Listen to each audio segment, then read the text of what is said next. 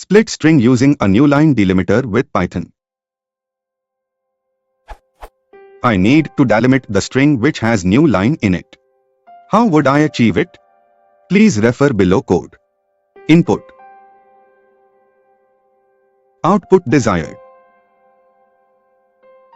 I have tried the below approaches.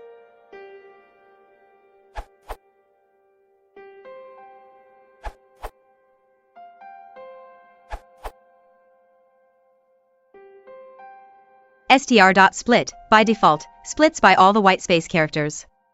If the actual string has any other whitespace characters, you might want to use.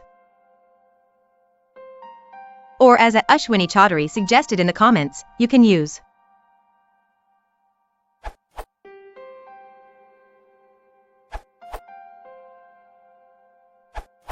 Here you go.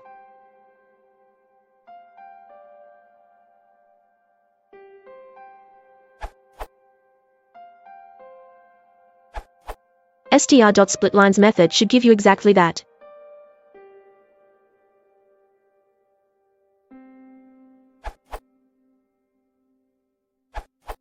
There is a method specifically for this purpose.